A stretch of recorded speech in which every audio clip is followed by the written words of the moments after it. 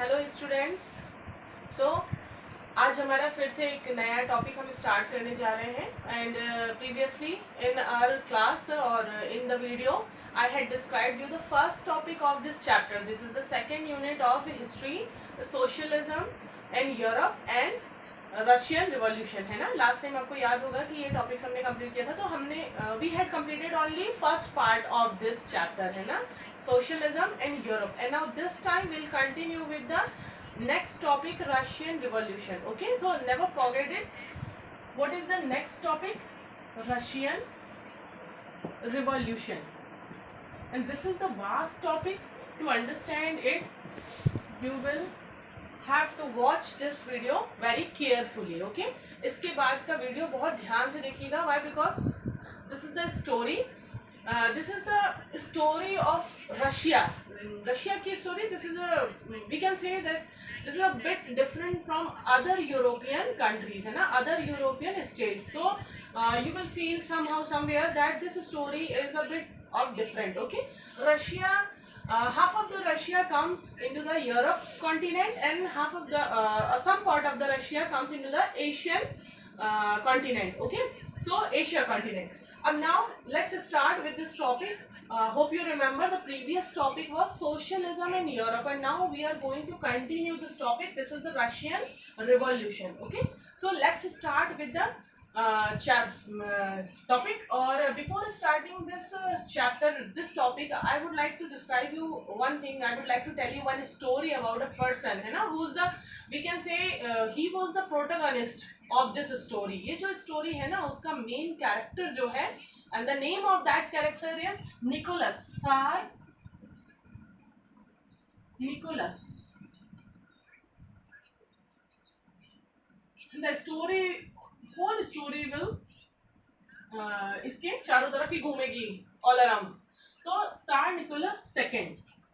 Never forget the name of this person. Okay, in Russia actually the word is Tsar. This is not Tsar, but we used to call it Tsar Nicholas. Actually in the reality it is Tsar. C Z, where the C is silent, and Tsar, we used to call it Tsar Nicholas. Okay, so this was the main person and the protagonist. Why? Because he was ruling that time in the dynasty when his rule, जब उसको बाकी countries ने क्या किया था, over, जबकि उसकी countries ने अपने फ्रीडम की लड़ाई के लिए, डेमोक्रेसी के लिए, and he had been overthrown by them, है ना, उसको हटा दिया गया था. सो this is the story of Tsar Nicholas and the story of the Russia. Okay, before going to the story of Russia, so you should know the name of this person especially. So let's start. And in this story especially, है ना, थोड़ा पीछे जाते हैं हम. ये जो Russian revolution है, ये Tsar Nicholas ने रूल किया. ही स्टार्टेड रूलिंग 1 नवंबर 1894. उसने कब से स्टार्ट किया रूल करना? 1 नवंबर 1894, and he ruled the Russia till 1917. ये रशियन रिवॉल्यूशन में ये this was the time when he was overthrown, है ना, उसको क्या किया गया था, हटा दिया गया था उसकी गद्दी से. तो let's start with him. He was the empire. He ruled the Russia. He was the empire that till this time, okay, 1917 तक. तो इसकी रशियन रिवॉल्यूशन को समझने के पहले हम पूरी स्टोरी हमारी कैसे चलेगी, बैकग्राउंड में हम पीछे जाते हैं फ्लैशबैक में, एंड हम यहाँ से स्टार्ट करते हैं 1900 से. Okay, he became the king, he started ruling Russia. but इसकी स्टोरी और इस पूरे रशियन रिवॉल्यूशन को, टू अंडरस्टैंड दिस स्टोरी, हम कहाँ जाएंगे, फ्लैशबैक में जाते हैं. ओके, फ्लैशबैक में जाएंगे. ये स्टोरी हम यहाँ से पढ़ेंगे. अभी थोड़ा सा फ्लैशबैक में जाते हैं, ज्यादा नहीं, है ना. 1914 की बात है. 1914 में एंड कुछ प्रॉब्लम्स थी, है ना. There were some issues. हम एक एक इशू देखेंगे, जैसे अलग अलग ईयर्स में कुछ कुछ इश्यूज थे. हम क्योंकि इसको फ्लैशबैक में पढ़ रहे हैं तो 1900 से स्टार्ट करेंगे. फिर वी विल सी 1904 में समथिंग हैड हैपेंड, है ना, ब्लडी संडे एक नाम दिया था. एंड 1905 में there was a revolution also. So अलग अलग रेवोल्यूशन एक ईयर में चलते गए. And the story of the Russia is bit different. मैंने जैसे पहले बोला कि इसके जो पीजेंट्स थे, है ना, पीजेंट्स फार्मर्स जो थे वो थोड़ा सा अलग किस्म के थे. उनके कल्टीवेशन का काम अलग था. और यहाँ पे जैसे कि हमने फ्रेंच रिवॉल्यूशन में भी पढ़ा कि पीपल वर वेरी फ्रस्ट्रेटेड है ना, and they were dominated by the other aristocrats and noble people. तो यहाँ पे भी सेम चीज है ना, सोशलिज्म अभी हमने फर्स्ट पार्ट में पढ़ा कि कैसे लोग थे, लिबरल्स थे, रेडिकल्स थे एंड कंजर्वेटिव, है ना। तो liberals and radicals they wanted some changes in the society, और फिर सडनली एक नए टाइप के लोग आए and they were called socialist, है ना, जो सोसाइटी को कुछ अलग तरीके से चेंज करना चाहते थे। तो यहाँ पे भी the same thing is here. Russian revolution पूरी स्टोरी है, ये रशिया की स्टोरी है ना। जैसे हमने अदर यूरोपियन पार्ट की स्टोरी पढ़ी, हमने फ्रांस में पढ़ा कि what was happening there and what had happened there, है ना, कैसे रिवॉल्यूशन हुआ फ्रांस में। So same thing is here 1904। पहले हम बात करते हैं 1914 की। एक टाइम था जो क्या था, सार निकोलस तभी रूल कर रहे थे, क्योंकि why because he started ruling from 1894। और फर्स्ट पॉइंट आपके में दिया हुआ है रशियन रिवॉल्यूशन में, जो बुक, आप बुक को खोल लीजिए, और अगर अभी भी नहीं खोलिए तो वीडियो को स्टॉप करके then just open your book, only then you will come to know the topic, है ना, what I am teaching you exactly. So first just open your book. First topic is दिया हुआ है, here it is given in 1914 Tsar Nicholas was ruling the country, है ना, he was ruling Russia, and उस time पे there were some उस Russia के अंदर में बहुत सारे आसपास के भी कुछ कंट्रीज, छोटे छोटे प्लेसेस थे जो उसके अंदर में आते थे, and the name of those Moscow, current day Finland, Latvia, Lithuania, Estonia, parts of Poland, Ukraine and Belarus. This is given in your book, okay? These name of all the names of these countries, है ना, ये book में दिया हुआ है। So ये सब भी किसमें थे, उसके अंडर में ही थे। तो ये एक आपको सिर्फ ये बताया जा रहा है कि रशिया की कंडीशन कैसी थी, है ना। अब हम आगे देखते हैं कि रशिया में प्रॉब्लम्स क्या थी।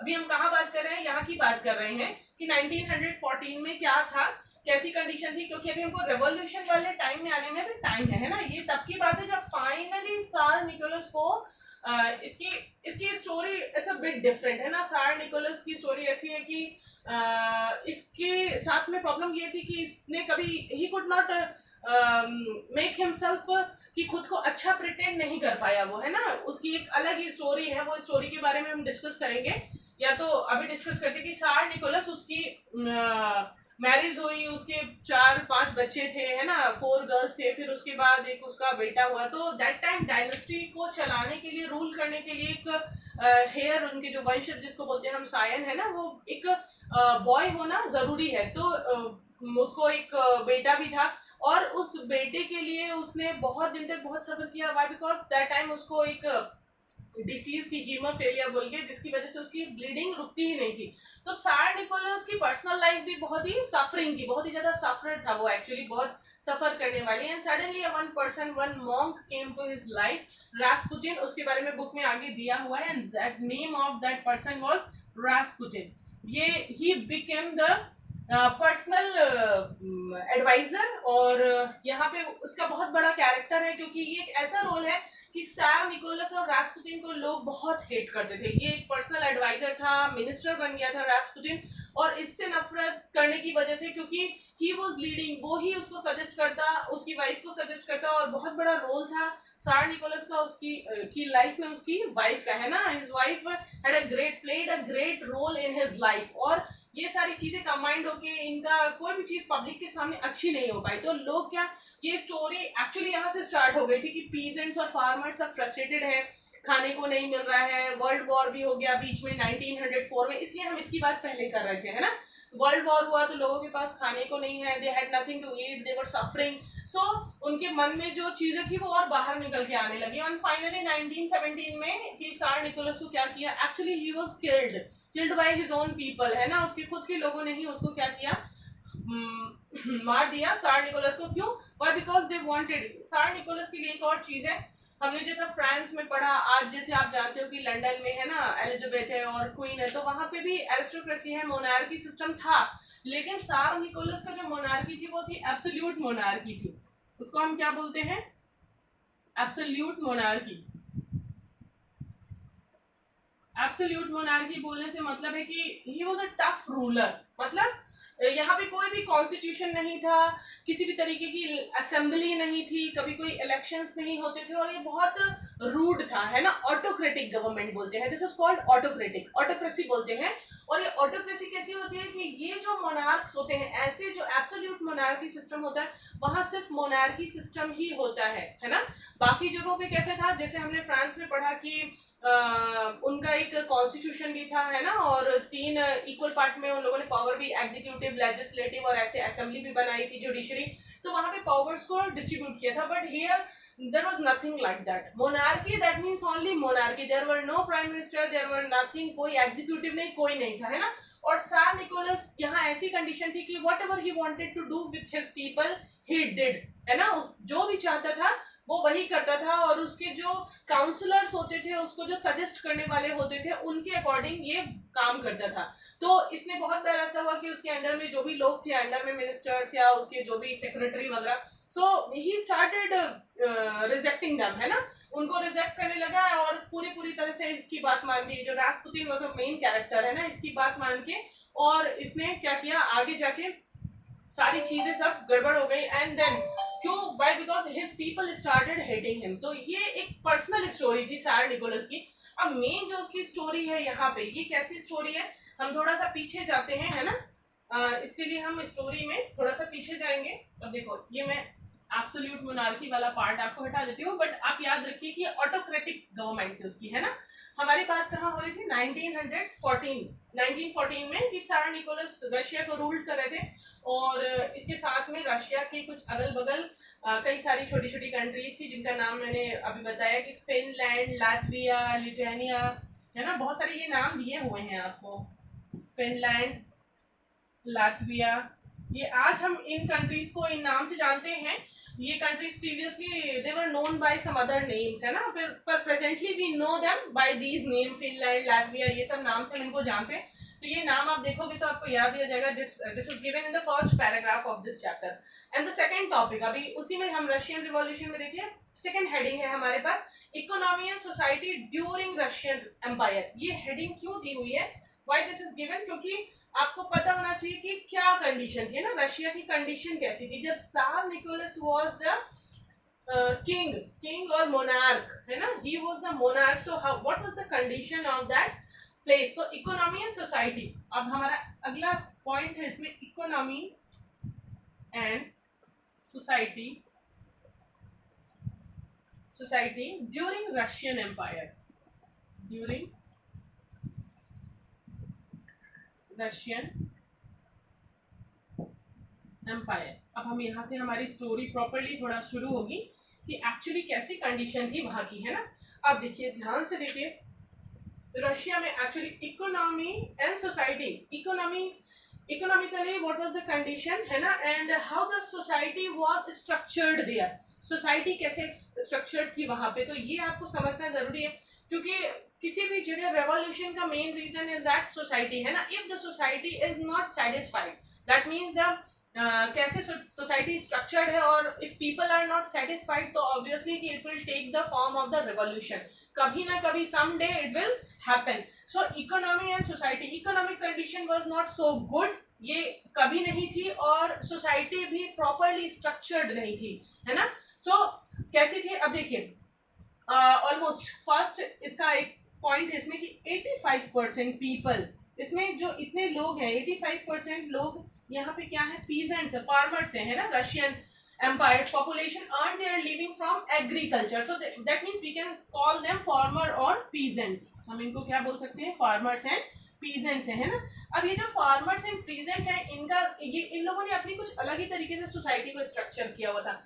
होप यू रिमेंबर कि लास्ट क्लास में, प्रीवियस क्लास में मैंने सोशलिज्म बताया था, और सोशलिज्म भी बताया था कि सोशलिस्ट लोग कौन होते हैं, अकॉर्डिंग टू देम वो क्या सोचते हैं कि सोसाइटी को कैसे स्ट्रक्चर्ड होना चाहिए, कि जो इंडस्ट्रीज हैं और जो ज़्यादा प्रॉस्पेरस पीपल है, सिर्फ उनके हाथ में पैसे नहीं होके, इंडस्ट्री सिर्फ उनकी नहीं होके क्या होनी चाहिए, कई लोगों में डिवाइडेड होना चाहिए, और लोग कैसे कैपिटलिस्ट ना होके लोग कैसे होने चाहिए, कोऑपरेटिव होने चाहिए, मिला जुला के पैसे लगा के इंडस्ट्रीज बनाए, जिससे so that the share can be, जो भी प्रॉफिट है, profit can be shared among them, है ना, वो प्रॉफिट शेयर हो सके। तो सेम थिंग इज हियर, इनका कुछ अलग थोड़ा फंडा था। 85% पीपल वर पीजेंट्स, है ना, और बिल्कुल अलग, you will see here how they were different from other European countries, France से कैसे अलग है, जर्मनी से कैसे अलग है। तो 85% पीपल पीजेंट्स हैं, और ये क्या करते हैं, ऐसा कभी किसी कंट्री ने नहीं किया, है ना। ये लोग, एक और चीज है, इनको ना जो अपने यहाँ के जो नोबल पीपल हैं उनसे ये बहुत हेट करते हैं। फ्रेंच रिवॉल्यूशन में हमने देखा था हेट करते हैं, बट उन लोगों ने कभी कोई स्ट्रिक्ट एक्शन नहीं लिया। बट यहाँ के जो पीजेंट्स हैं ये हमेशा क्या करते हैं, जो नोबल पीपल है उनको वो कभी भी पसंद नहीं करते, ऊपर से उनको हमेशा मारते काटते या कुछ भी वायलेंस वाली चीजें ये हमेशा करते हैं अपने नोबल पीपल के साथ, है ना, खुद ही करते हैं, जिसको हम वायलेंस बोलना चाहिए। तो ये कुछ अलग ही तरीके के हैं, ये बिल्कुल भी ऐसे नहीं है कि डर के बैठे या चुपचाप बैठे, ये ऐसे हैं। फिर इंडस्ट्रीज भी बहुत लिमिटेड है यहाँ पे। इंडस्ट्रीज कैसी, क्योंकि वाई, बिकॉज इतना इंडस्ट्रियलाइजेशन हुआ नहीं था तब तक, तो इंडस्ट्री वॉज लिमिटेड, है ना, industries were limited, we can say industries were limited. अगर इंडस्ट्रीज लिमिटेड है, काम कम होंगे, तो इकोनॉमिक कंडीशन भी उतनी अच्छी नहीं होगी। And workers were divided into groups. क्या था, वर्कर्स कैसे थे, वो अलग अलग ग्रुप में डिवाइडेड थे। इंडस्ट्रीज में जो वर्कर काम करते थे, है ना, they were divided in group. कैसे ग्रुप में, कैसे अभी भी जैसे हम जानते हैं कि कोई इंडस्ट्री है ना, तो टॉप क्लास से लो क्लास तक के सारे वर्कर्स डिवाइडेड होते हैं। ऊपर मैनेजर से सीईओ है या कोई भी है ना ऊपर, और जिनको टेक्निकल काम या मैकेनिकल काम आता है, फिर नीचे के कुछ वर्कर्स हो जाते हैं जो छोटे छोटे काम करते हैं। सो इन दिस वे इंडस्ट्री के जो workers were divided in the different group. और लेकिन जब भी whenever the time of strike, जब भी, क्योंकि why, because they were not satisfied with their work, उनके वर्किंग आवर्स बहुत ज्यादा थे और उनको कम पैसे मिलते थे। ये हम रशिया की बात कर रहे हैं ना। रशिया में कैसी कंडीशन थी कि रशिया की पॉपुलेशन के 85% पीपल वर पीजेंट्स, इंडस्ट्रीज भी बहुत कम थी, ये पीजेंट्स है, तो ज्यादा से ज्यादा बाकी बचे हुए लोग भी, अगर पीजेंट तो है बट इनके पास लिमिटेड लैंड है, तो इनको छोड़ के कहीं ना कहीं काम तो ढूंढेंगे ही। तो अगर ये if they want to work in the industries, है ना, तो why, because there is a limited work, limited industries, that means limited work. और लिमिटेड वर्क है, और जो people those who are working they are already not satisfied with the work. Why, because their working hours are more than their wages, उनको कमाई कम है और उनके working hours कैसे हैं, बहुत ज्यादा है। तो इसलिए टाइम टाइम पे ये हमेशा क्या करते रहते हैं, स्ट्राइक्स करते रहते हैं, हड़ताल चलती रहती है इनकी। और स्ट्राइक के टाइम पे ये जो इंडस्ट्रीज के जो वर्कर हैं, जो अलग अलग पार्ट्स में, क्या अलग अलग ग्रुप्स में डिवाइडेड है, workers were divided, we can say third point है ना, third point, workers were divided in groups. किसमें डिवाइडेड है, ये ग्रुप्स में। लेकिन when there is a time of strike, है ना, तो दे वर, ये क्या हो जाते हैं, they did unite, they did unite. हम ऐसा बोल सकते हैं कि ये एक हो जाते हैं जब भी कुछ भी स्ट्राइक वाला चीज होती है। तो ये इस तरीके की सोसाइटी है इनकी। एंड इन लोगों में अपनी जो नोबेलिटी है, नोबल पीपल है, उनके लिए दे हैड नो रिस्पेक्ट, तो उनको कोई भी रिस्पेक्ट नहीं है अपने नोबल पीपल के लिए। एक पॉइंट और मैं ये वापस जाती हूँ यहाँ, 85% पीपल ये रब करके, एक फिफ्थ पॉइंट, फोर्थ पॉइंट है इसमें कि पीजेंट्स को क्या है, कोई भी, they had no respect for nobility. उनके यहाँ जो एरिस्टोक्रेट्स हैं, जो नोबल पीपल हैं, है ना, उनके लिए इनके मन में they had no respect for them, and this is very unlike to the French society, French peasants. Why? Because they had respect.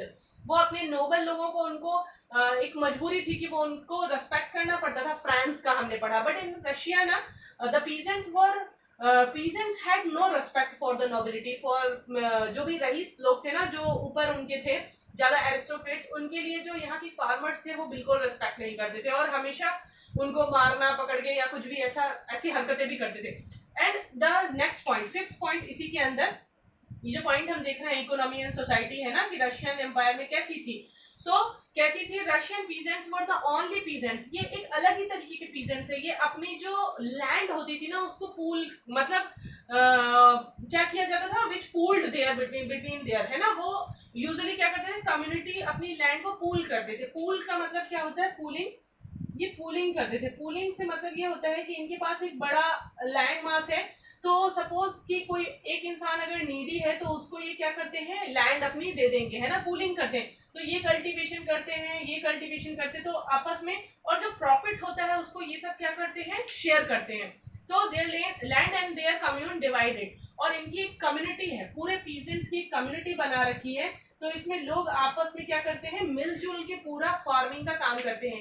Actually इसको इस तरीके से समझिए कि ये जो फार्मर्स है रशिया के, है ना, उनके पास ऐसा नहीं है कि किसी फार्मर के पास ज्यादा लैंड है और किसी के पास कम लैंड है। उनकी जो लैंड है वो कंबाइंड है उनकी कम्युनिटी में, है ना, और वो सब लोग क्या करते हैं, they use to cultivate all together, है ना, सब मिलजुल के कंबाइंड होके उसमें क्या करते हैं, कल्टीवेशन का काम करते हैं, फार्मिंग का काम करते हैं, और what ever they earn, what ever the profit was, है ना, जो भी प्रॉफिट होता था, they use to distribute the profit among them, सारा प्रॉफिट सब में डिस्ट्रीब्यूट होता था। That means this was a very different condition in Russia. ऐसा और किसी भी कंट्री में किसी भी जगह नहीं था कि सारे लोग आपस में मिलजुल के और क्या करें, लैंड में कल्टीवेशन करें और उसका सारा प्रॉफिट भी शेयर करें। तो it was a good thing. Actually हमने जो लास्ट पिछली वाली क्लास में सोशलिज्म इन यूरोप में पढ़ा था, वो भी यही चाहते थे कि सोशलिज्म एक ऐसा थॉट था जिसमें इंडस्ट्री किसी एक के हाथ में ना होके सारे लोग मिलजुल के खोले, कई लोग मिलके कई लोगों का पैसा लगा और जिससे प्रॉफिट भी क्या हो सके, कई लोगों में शेयर हो सके। तो ये तो इंडस्ट्रीज तो नहीं खोल पा रहे हैं, but at least what ever they were doing, they were busy in agriculture and farming, and what they were doing, they were pooling there land, है ना, ये पूलिंग करते थे, और पूलिंग के बाद after whatever they used to gain, है ना, that was distributed among them, वो सब प्रॉफिट क्या होता था, सब में डिस्ट्रीब्यूट होता था। अब हम आगे देखते हैं, इकोनॉमी एंड सोसाइटी तो आपने देख ली कि कैसी सोसाइटी थी और कंडीशन कैसी थी, है ना, इकोनॉमिकली रशियन एम्पायर में। इसके बाद नेक्स्ट टॉपिक है हमारा socialism, next topic of this, आगे पेज में ही आप देखेंगे सोशलिज्म इन रशिया। ओके, तो socialism in Russia and what was this, क्या है सोशलिज्म। तो in the previous class I had described you very nicely what does it describe, है ना, सोशलिज्म क्या डिस्क्राइब करता है, ये प्रीवियस क्लास में I had described you, but again here see I describe you here socialism in Russia. Again, once more, see what is socialism. Socialism is an idea how, क्या होना चाहिए, how the society should be structured,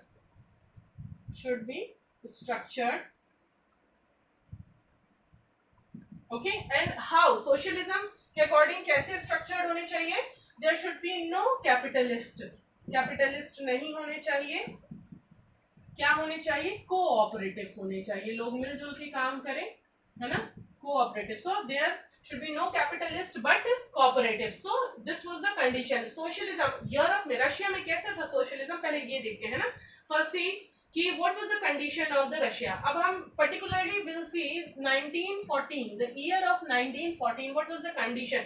So all political parties just focus on this part, why, because this will lead to the revolution, this topic will slowly take you to the point, okay। So let's understand this point first। all political parties were illegal, सारी political parties थी। I want to say that कि history में there is nowhere it is mentioned that Russia had no political party, there were political party। ऐसा क्यों है, parties तो होंगी ही ना, देखो कोई भी जगह, और specially in Russia, why, because here the monarch, क्या था यहाँ पे, मोनार्की सिस्टम था। तो ये भले ही ये क्या है, ये मोनार्क है सैर निकोलस, बट लोग जो हैं जो इसको पसंद नहीं करते, वो तो अपनी कोई ना कोई पार्टी फॉर्म करेंगे इसके अगेंस्ट में। तो there were some political parties, लेकिन वो रजिस्टर्ड नहीं थी, वो प्रॉपर क्या नहीं थी, लीगल नहीं थी। So all the parties were क्या थी, इलीगल थी बिफोर 1914, है ना, all parties, political parties were illegal, सारी पॉलिटिकल पार्टीज कैसी थी, इलीगल थी। फिर उसके बाद नेक्स्ट पॉइंट है 1900, हम पहले बात करें, है ना, ये 1900 तक, 1914 तक सारी पार्टीज इलीगल थी। देयर वाज अ रीजन 1914 ही, क्यों, क्योंकि 1914 में बहुत सारे कुछ इंसिडेंट इसके पहले हुए, जिसकी वजह से because of them Tsar Nicholas was forced to make assembly, है ना, उसको अपना कॉन्स्टिट्यूशन, अपना कुछ बनाने की मजबूरी थी। सो ही gave the permission to make that assembly, okay। So start up 1914 तक, till 1914 there were no political parties which was legal, and then 1900, इसके पहले हम जाते हैं, अब तक तो कोई भी पार्टी नहीं थी, बट 1914 में तक कुछ ना कुछ ऐसा हुआ है ना। सो 1900 की मैंने पहले भी बोला था कि हम लोग बात करेंगे फ्लैशबैक में। सो फ्लैशबैक की बात करते हैं। 1900 में the Russian socialist democratic labour party was formed. एक पार्टी बनाई थी रशियन, ये हम पीछे जा रहे हैं है ना, ये फ्लैशबैक में बात कर रहे हैं, 1900 की बात कर रहे हैं कि रशियन सोशलिस्ट, कौन सी पार्टी थी ये, Russian socialist democratic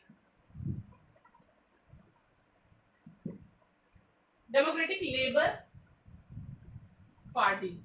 okay, so this was the name of that party, labour party was formed, ये पार्टी बनाई गई थी।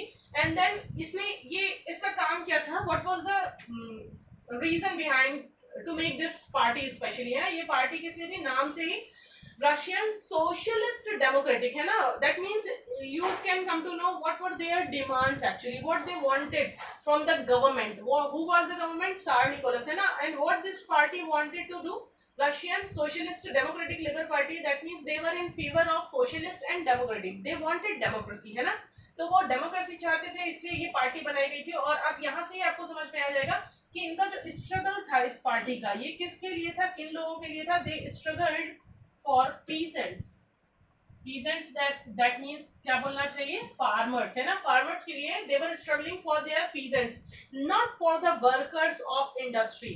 क्यों, क्योंकि इस पार्टी के लोगों का सोचना था कि पीजेंट्स ही हैं ऐसे लोग जो क्या कर सकते हैं रेवोल्यूशन में, by because only they were the frustrated people है ना, वर्कर्स को कुछ ना कुछ काम मिल रहा है, सब कुछ है, लेकिन ये पीजेंट्स की कंडीशन थोड़ी खराब है, इनके पास लिमिटेड लैंड है और उसमें भी ये बेचारे सब मिलजुल के सब कर रहे हैं उसमें, और सारा प्रॉफिट भी शेयर हो रहा है। सो this was the thing, and this party especially struggled to give peasants their right over land and belong to nobles।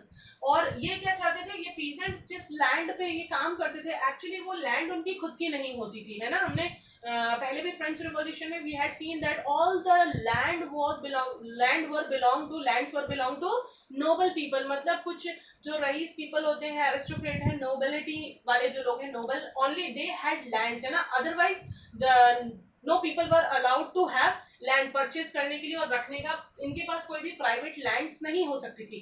तो ये जो पीजेंट्स थे ये उसी एक पर्टिकुलर जो दूसरों की लैंड है उसमें ही सारे मिलजुल के काम करते थे अपना फार्मिंग का, they used to do farming and whatever they gain so they used to distribute among them.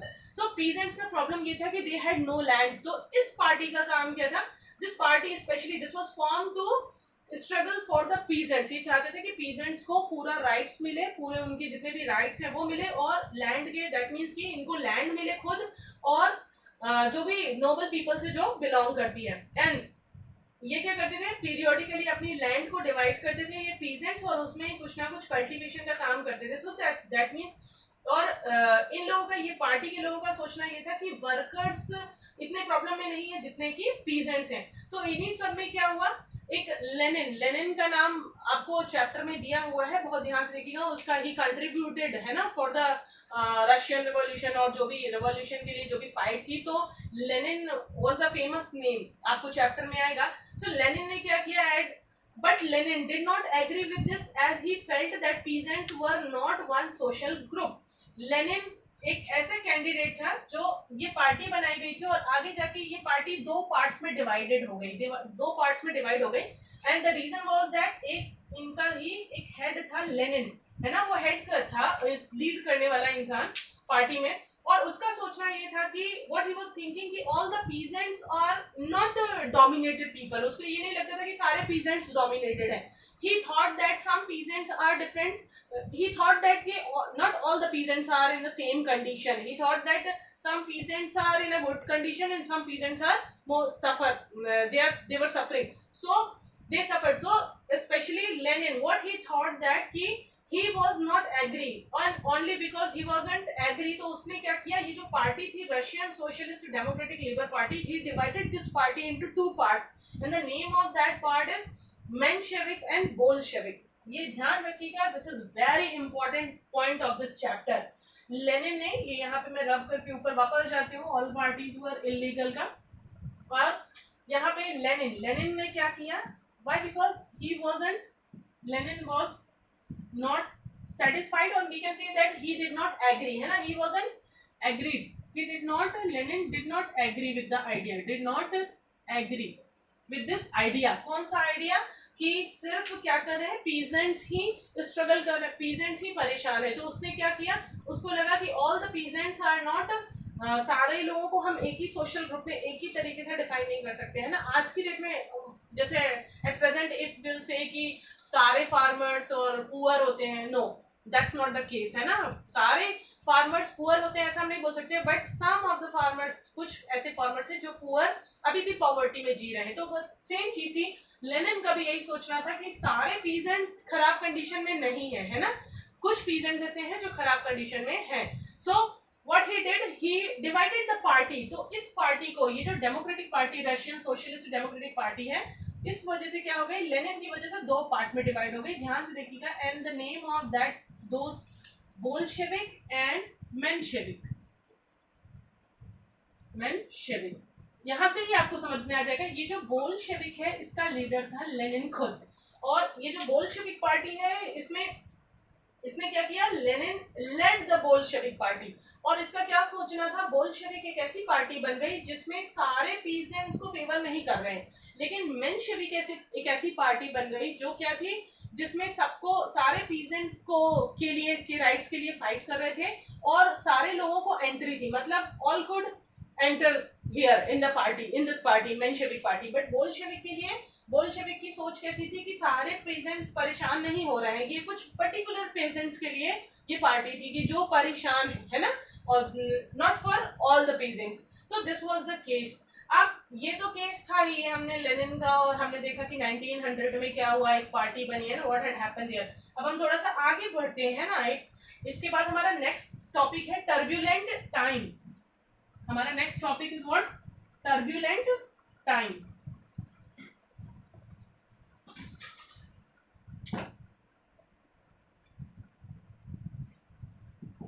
ये क्या था, ये turbulent time, turbulent time and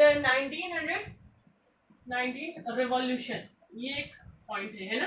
तो हमने ये देखा कि सोसाइटी कैसे स्ट्रक्चर्ड थी, फिर सोशलिज्म कैसा था, लोग कैसे थे वहां पे है ना, क्या कर रहे थे रशिया में। अब आगे देखते हैं, हम थोड़ा आगे बढ़ते हैं।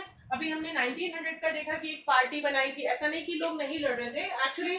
भले ही सार निकोलस जो था वो 1917 में he was overthrown by the people, but ये जो फाइट थी ये काफी पहले से चल रही थी, they were not satisfied है ना, और धीरे धीरे कुछ ना कुछ प्रॉब्लम्स हो रही थी, and there were some incidents है ना who took place on these particular years। तो कुछ ना कुछ हम देख रहे हैं। देखिए 1905 में what had happened exactly in this time, क्या हुआ था कि लिबरल्स जो थे वो क्या चाहते थे, ऑटोक्रेसी जो है सार निकोलस वो बिल्कुल खत्म हो जाए। सार निकोलस की जो ऑटोक्रेसी है, कौन चाहता था ये, हमने देखा कि सोसाइटी में और भी लोग थे, वो लोग कौन थे पहले भी हम देख चुके हैं, वो लोग थे रेडिकल्स थे, लिबरल्स थे है ना, लिबरल्स थे और रेडिकल्स थे, कंजर्वेटिव्स भी थे।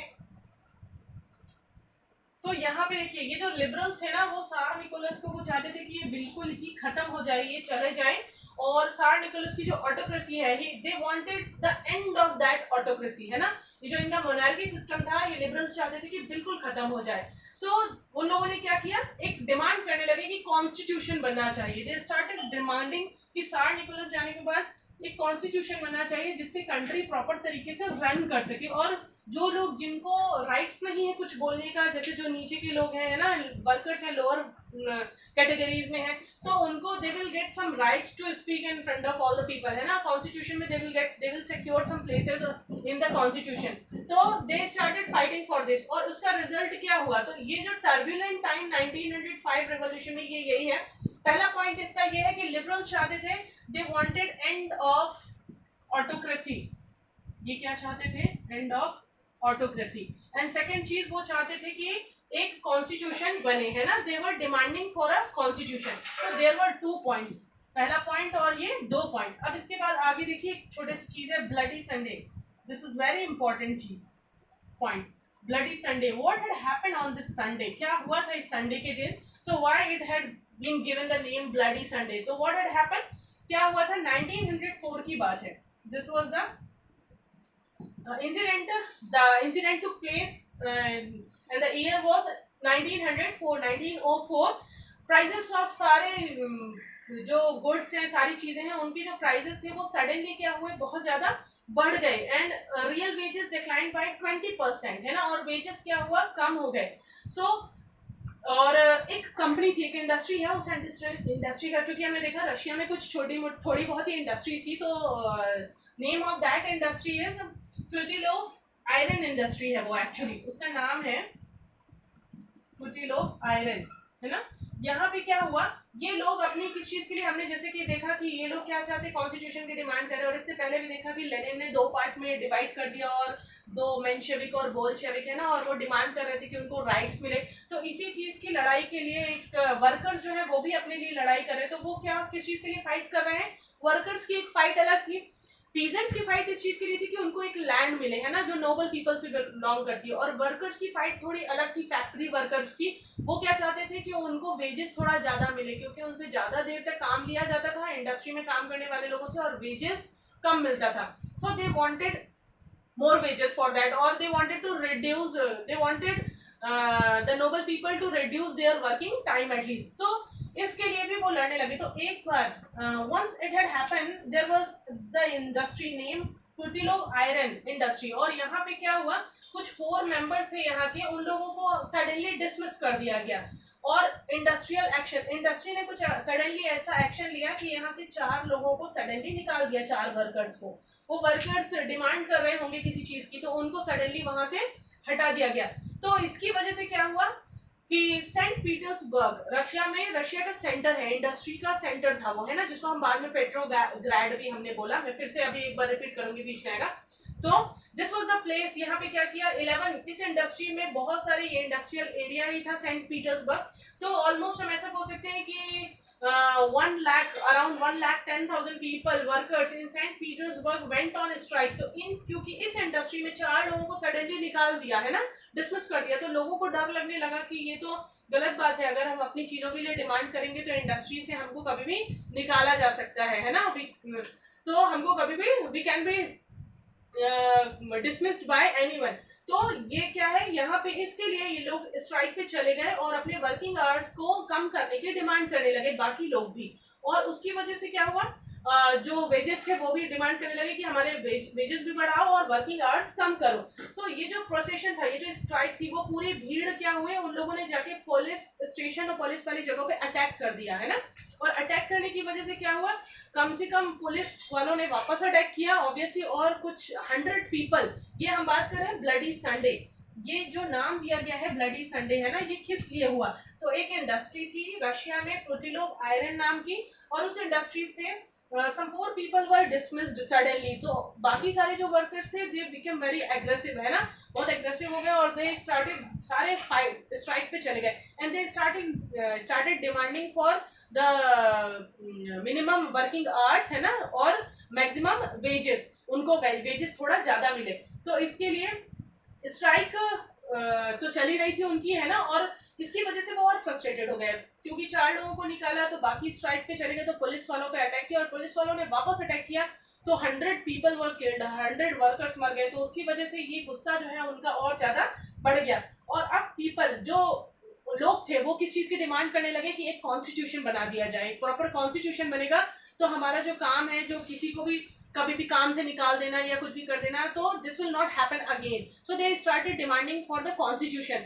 सो फोर्सफुली, है ना, फोर्सफुली क्या हुआ, जो सार निकोलस है, उसने फर्स्ट टाइम ही allowed the creation of an elected consultative, उसने एक पार्लियामेंट बनाने का परमिशन दे दी. बट उस पार्लियामेंट को हम, उसका नाम था डूमा, ये बहुत इंपॉर्टेंट है, उसका नाम है डूमा. ये फिर से आपको आएगा, रिपीट होगा, but you should remember the name of this, है ना. डूमा क्या था, अगर in case if it would be asked कि what is Duma, so it is what, consultative parliament, है ना. इसके लिए बहुत, इसके पीछे लड़ाई हुई, स्ट्राइक करने वाले लोगों ने डिमांड किया कि उनको क्या चाहिए, कॉन्स्टिट्यूशन चाहिए, प्रॉपर पार्लियामेंट चाहिए. सो समहाउ सार निकोलस ने क्या किया, फाइनली ही एग्रीड दैट कि उसने परमिशन दे दी for the creation of an elected, यहाँ पे जहां इलेक्शन हो सके और रिप्रेजेंटेटिव चूज किया जा सके. बट जो भी रिप्रेजेंटेटिव चूज किया जाता था वो भी किसके अंडर में, सार निकोलस के ही अंडर में होता था। और सर निकोलस ने फर्स्ट टाइम जब कॉन्स्टिट्यूशन बना तो 75 विद इन 75 डेज ही उसने उसको क्या कर दिया, डिसमिस कर दिया उसको, है ना। सार ने पहली जो ड्यूमा थी, पहली ड्यूमा बोलना चाहिए, first Duma, that means first constitution, so he dismissed within 75 days, उसने उसको पहले ही 75 डेज में क्या किया, डिसमिस कर दिया। और डिसमिस करने की वजह से और उसके बाद उसने फिर ये ऑर्डर दिया कि सेकंड ड्यूमा बनाया जाए, और सेकंड ड्यूमा को भी उसने क्या किया, डिसमिस कर दिया। सो ही डिसमिस्ड देम, एंड सार ने क्या किया, वापस से क्या हुआ, एंड व्हाई, बिकॉज कि उसने परमिशन तो दिया कि कॉन्स्टिट्यूशन बने, पार्लियामेंट बने, but he could not continue with it. Why, because he wasn't agree, उसको चाहिए था कि उसका मोनार्की सिस्टम हमेशा बना रहे, सर निकोलस को, क्योंकि अगर कॉन्स्टिट्यूशन बन गया, सब कुछ चला गया, तो power will be share, power क्या हो जाएगी, उसके हाथ से चली जाएगी, है ना। और उसके हाथ से छूट के किसके हाथ में आ जाएगी, कॉन्स्टिट्यूशन, जो पीपल है ना, people those who are working in, those who were working in parliament, so that will transfer to them, उसकी जो भी पावर है दैट विल बी ट्रांसफर्ड। तो that was the fear of Tsar Nicholas. तो उसने उसकी वजह से ये जो पहली कॉन्स्टिट्यूशन, पहला जो पार्लियामेंट बनी ड्यूमा, उसको विद इन 75 डेज उसने क्या किया, डिसमिस कर दिया। उसके बाद second Duma, second constitution, second parliament बनी, उसको भी उसने क्या किया, डिसमिस कर दिया। और वापस से क्या हुआ, कंजर्वेटिव पीपल जो थे, जिनको हमने पहले भी पढ़ा है ना, सोसाइटी की कंजर्वेटिव, जो मोनार्की को सपोर्ट करते थे, उनके साथ ही सर निकोलस फिर आगे उसकी जो पावर थी उसके साथ ही कॉन्स्टिट्यूशन और उसकी ही सारा मोनार्क सिस्टम चलता रहा। So this was the story of Tsar Nicholas. अभी आगे इसके एक और 2 पॉइंट्स हैं, सो विल कंटिन्यू।